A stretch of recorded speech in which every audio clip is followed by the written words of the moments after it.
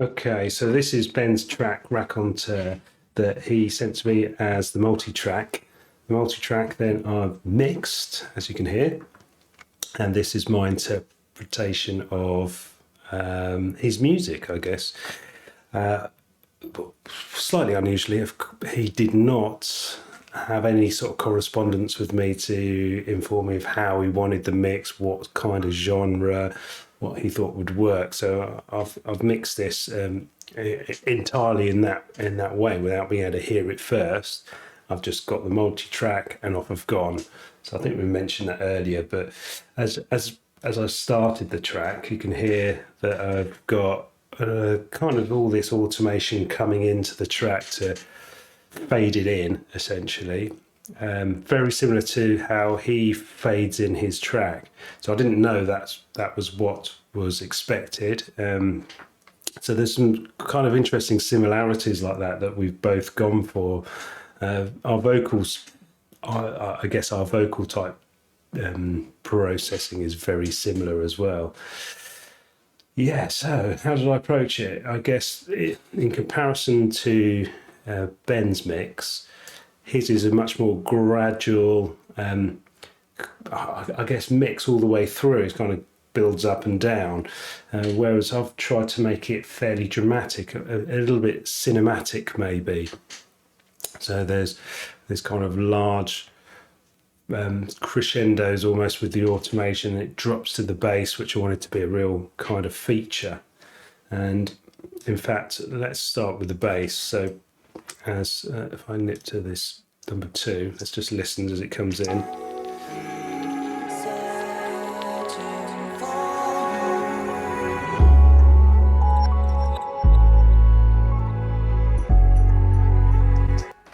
So great bass sound that I just enhanced really, and I wanted it to feel like it was really full on. And so when it kind of drops, you go, oh, okay, there's the bass. I imagine it going through a PA, wobbling your trousers. Okay, so let's have a look at the processing. Let's start from the top. So I probably played around with this, I guess, but first off I went for a compressor, and let's just move on a little bit. Okay, I didn't use a lot of that, so that's just kind of tickling it, but it's also noticed nice slow release so that it's keeping the low end, still keeping the punch at the beginning of the sound. Then I've used this great soft tube plugin that they give away for a day, so look out when they do that. It's a saturation, but I also can keep it in the low as they've got here, so I can saturate low frequency stuff, and it just sounded great. Added some distortion. As soon as I heard the bass, I was thinking I might add some distortion, or saturation I should say, to that. And as I got mixing with all of the rest of the track, I felt like I could just push out those lows even more.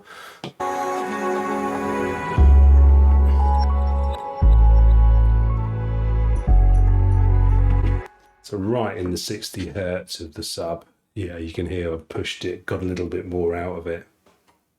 There are, in fact, 2 basses. It happens later, and that came as a different file. I don't know if it had anything different about the sound. I think it was probably the same sound there were definitely different levels. You can see that here. So I might have ended up processing that a little different. No, got that saturation, and I've got the same. So I've got the EQ.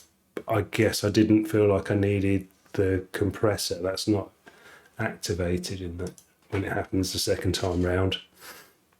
I guess I've played around with it. Also, there's a different order there, so I've had to play with this sound a little bit different to this one. Yeah, so there's the bass, nice and dramatic.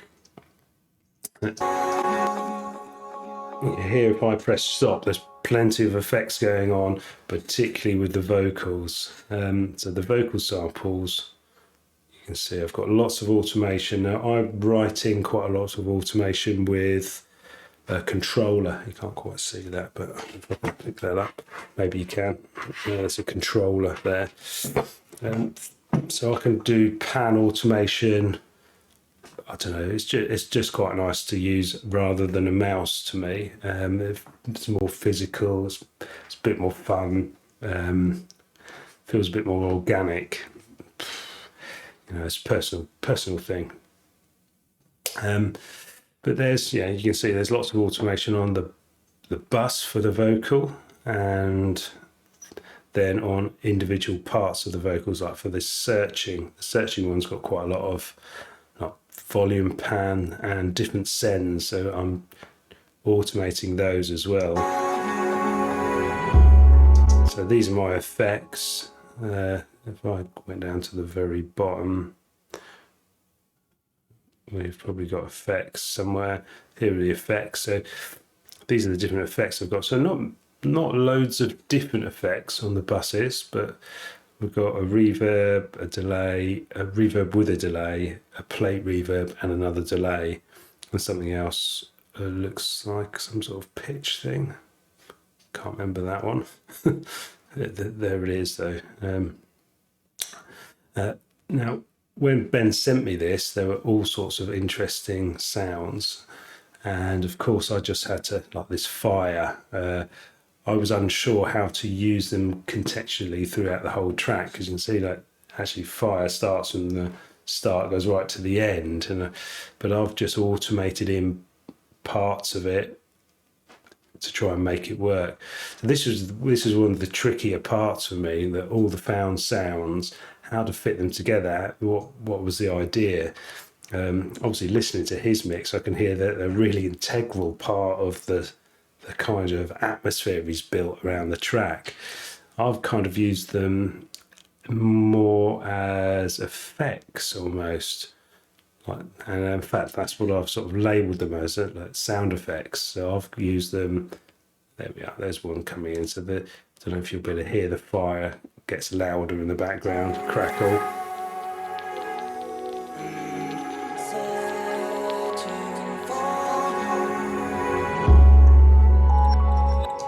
Along with some paper rustle. You can see I've got paper rustle coming in and out, and I only use it sparingly, almost like something rhythmical, but I use automation to do that. Okay, so let's perhaps look at some of the vocal stuff, because we went for a very similar idea. So there's a lot of this kind of chopping and very processed vocal. So the searching is not getting chopped up. So what's that? It's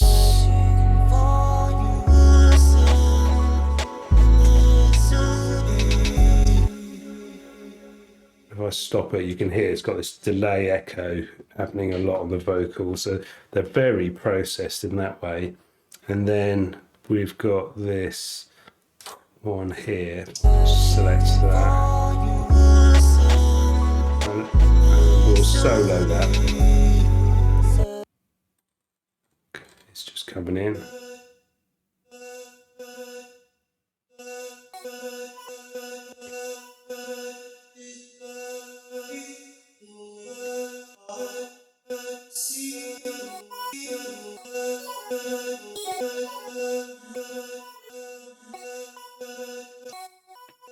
And if I stop it, it just keeps on going.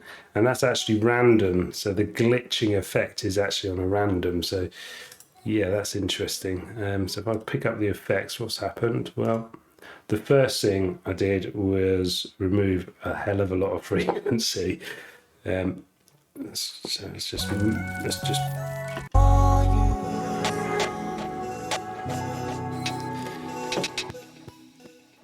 Then I put it through a reverb.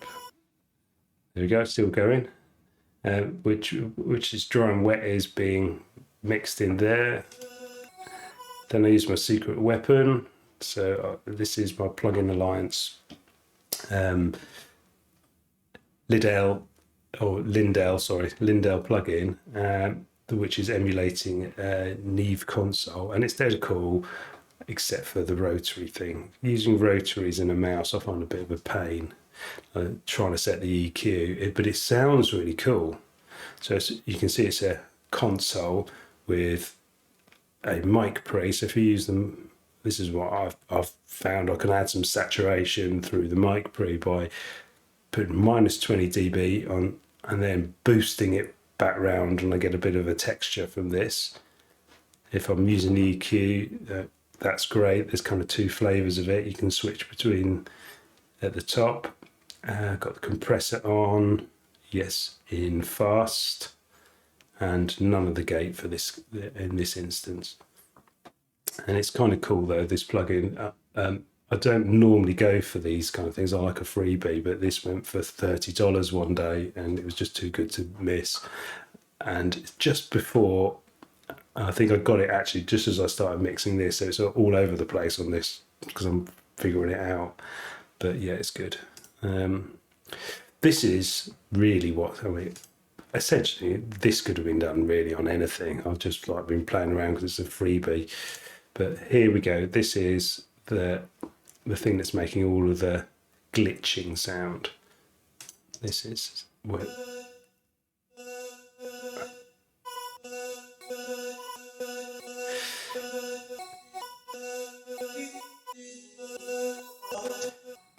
So this is a freebie inside of what's just built into a Reaper, but you can see it's a glitch generator.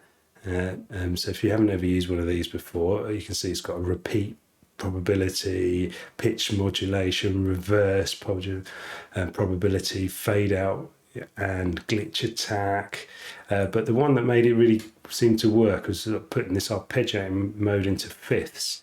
So that musically, I'm just getting fifths happening with those incidentals on the pitched parts, which is kind of cool. I guess I've played around with this.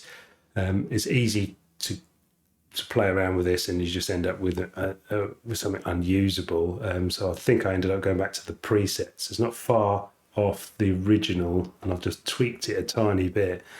There you go. So you can, but this is really similar in sound to the kind of glitchy parts that Ben has also created using the same samples, same vocals. But he's used Ableton's splice sampler, whatever that's called, and then you can kind of program it. And I really like the way that's happened with his, because I think it certainly works in timing really well. But this is all a bit random. Well, it is random, so it will never be the same. Okay, so you can see I've got lots of automation and processing on the vocals, and so if we were to look at like the reverbs, we've got this reverb, great reverb, big reverb there. What else have I got? A reverb effect, super massive Valhalla. I've got a plate reverb. So this is one of Reaper's own. You can impulse response, but this is great as well. So Reaper's own reverb, you can use impulse responses, but you can also add in an echo generator.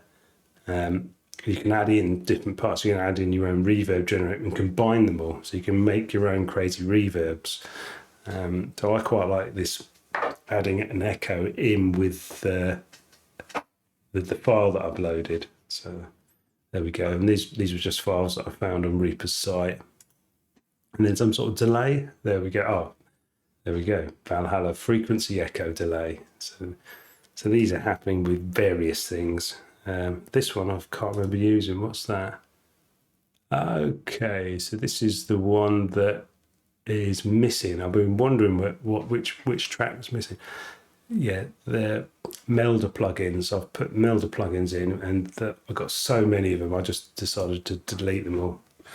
You can get them free, and there's some really cool free ones, but I didn't want all of the rest of them. Just my plugin library just looks ridiculous. I've got 50 Melder plugins in it. All right, so what else have we got? So as we come to the end of the bass,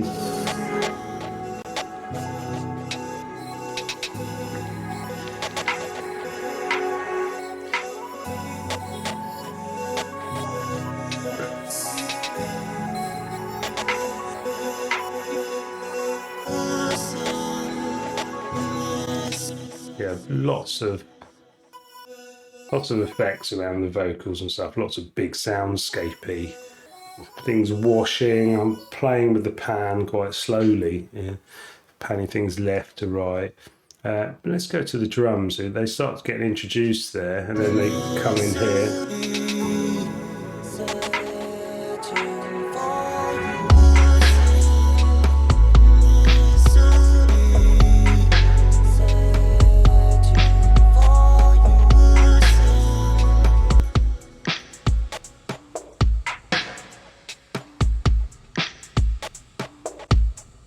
So what I've got going on is I've got a drum bus. So all of the drums are being summed through to the drum bus, which is going off to effects.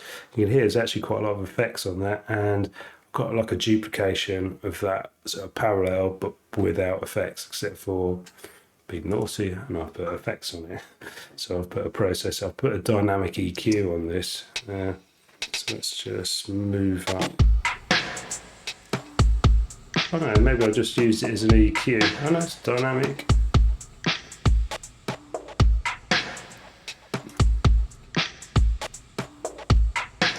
It looks like I've played with that and not really done much else but add an EQ curve to it. Is it in bypass or something? Don't know. Looks like I've had a play with it. But you can see the hi-hats, I also sum to a hi-hat bus, which then feeds all the way through into the process one.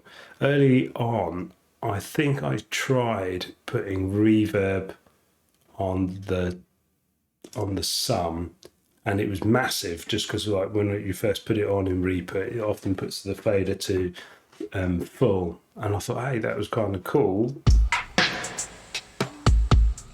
So I ended up using a lot of reverb and a bit of delay on the drums, and you can see I've got sometimes different sends. I've tried out a few other ideas, stopped that, but I've got delays, and there's one that would be going to pitch. So one of the hi-hat sounds would have been going to that pitch. I've got to go back and figure out what that was, but there you go. I was pitching that on the plugin. And then I've introduced a bit of the dry signal, which is still quite buried, to be fair. There we go. So loads of effects. I guess one of the things that I struggled to make work was all the different sound effects. Often these are found sounds. There'd be like a, I don't know, like a tree being hit. So yeah. So when you're getting your samples, please don't hurt the trees. But yeah, there's some tree hits. That sounds a bit like a wood block. Now, I ended up muting conga. See, I've called it conga. Maybe I'm trying to figure out what it is. Wood, percussion wood. You know, I tried to figure out what it was from the sound. Some sounds I muted, so I couldn't quite work them into what felt like the groove of the track. When I listen to Ben's, these are real features. So the ones I've decided to kind of knock out was that was a spelling mistake, but I left it there because I thought it was funny. Is that funny? No, let's move on. Okay. And yeah, so there we go. These are all my different levels, but there we are. These two yellow ones are triggers. So the kick and the snare here I used to trigger. There's layers to the snare anyway from Ben's original recordings. I've added a distortion to one of them. So let's look at the snare, for instance. So I've added this sample when it plays. Wow, that's big. Okay. So I've added that sample using a Stephen Slate free trigger. Yeah, that's pretty massive. But let's put it in context with the other snare. There we are. Still pretty massive. And this happens at another time. Okay, so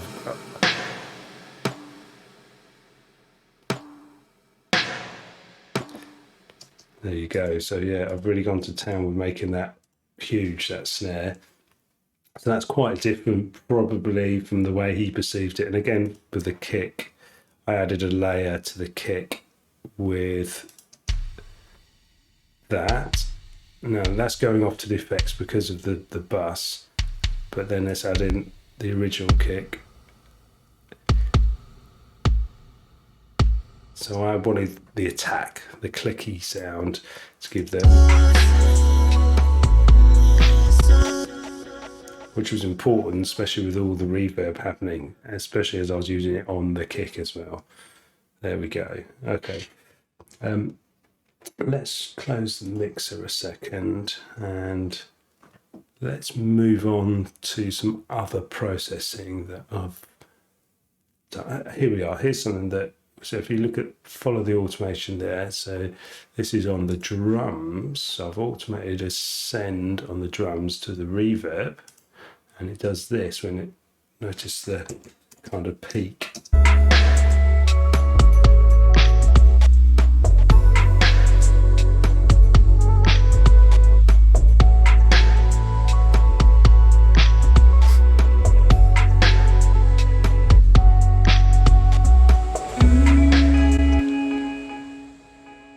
So I've sent loads of level into the reverb, which essentially is overloading the reverb, and it sounds like that wave, that crashing of the wave.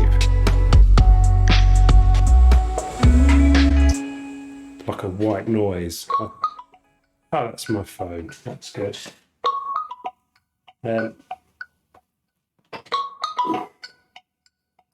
Excuse me. Right, we're back in the room. Yeah, I've just taken a phone call.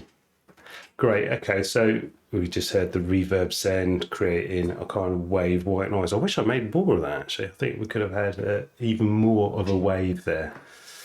That kind of leads me on to another aspect of the track that I felt was necessary. I wanted kind of incidents to be, I suppose, a little bit dramatic. So I pushed certain events. So somewhere there's a guitar solo or guitar part. Just that.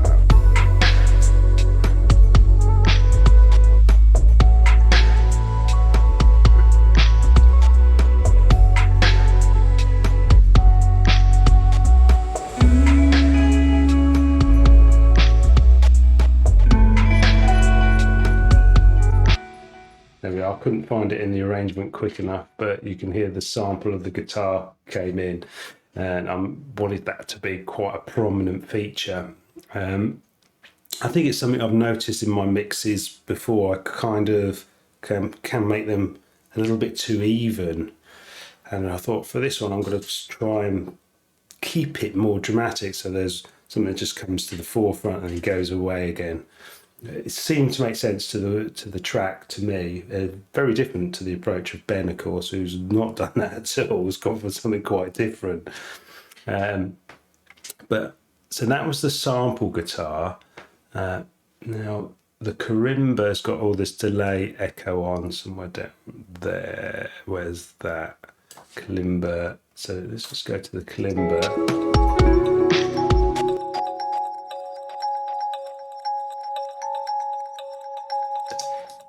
Almost sounds ghostly, doesn't it, in there? So I've I went to add something to complement that with a bit of this own guitar that I recorded with one of these guitars behind. So a little unusual. I did this knowing that it would surprise Ben, because when he listened to my mix, he wouldn't have expected me to actually add any music to it. So yeah, now I can get the bit of copyright now on the song. Okay.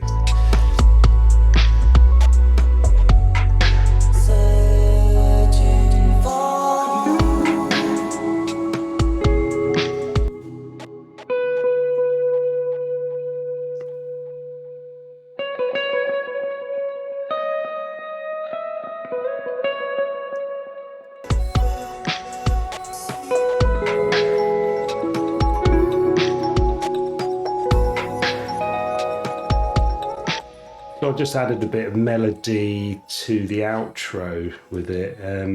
Now my guitar playing skills were better in the day, and I'm trying to get back to it, really, trying to improve and play again, but it wasn't perfect, I've got to say.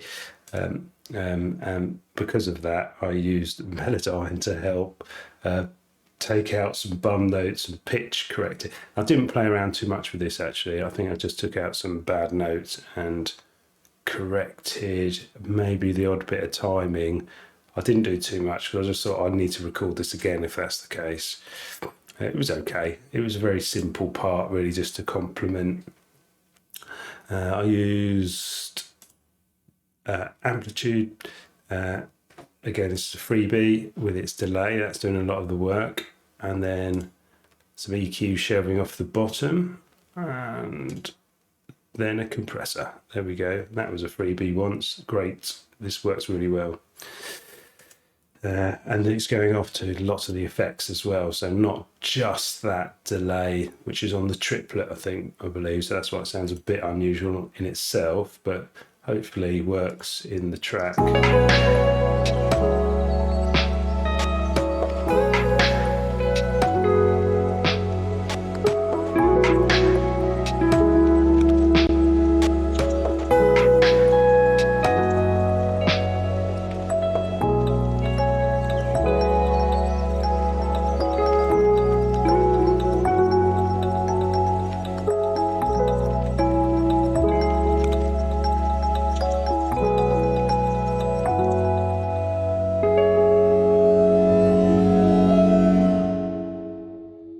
And there we are for the end. Again, it's the electric piano this time, but it's going off to the plate reverb. I've used that again to create a form of digital distortion on the input of the reverb as it peaks. Can't remember what this editing is about. I'll do some time stretching. So yeah, that's what I've done. So the end of this gets time stretched.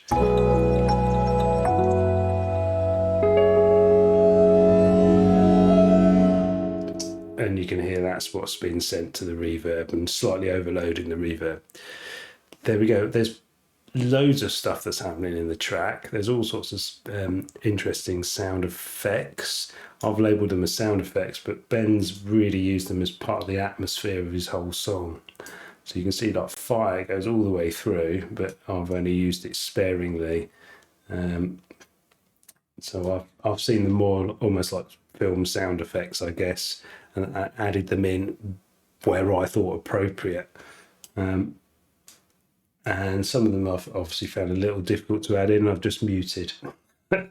So there we go. I've tried to keep most things. The one to look out for was really in the drums, and it's easier to see on the mixer, I think. So in the drums, I've got a few things muted here that didn't kind of work. I have got a sampler here.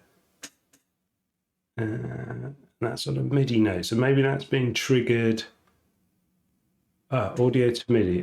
So this hi-hat I've swapped with a sample and it's been triggered here. There you go. So I also used a hi-hat sample.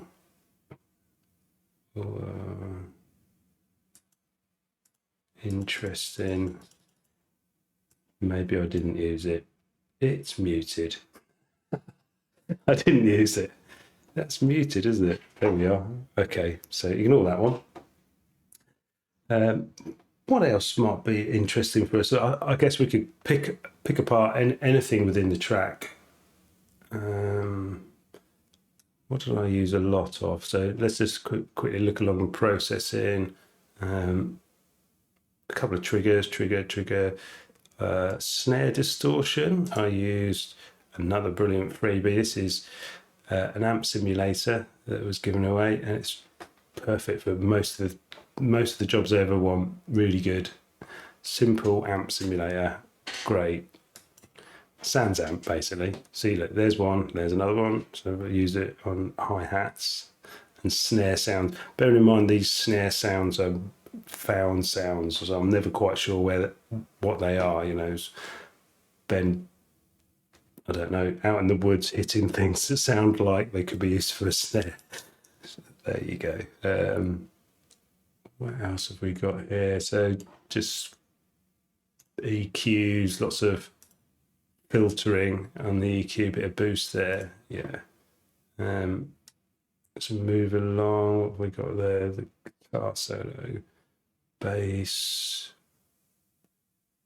BX mastering. That's interesting. What have we gone for there?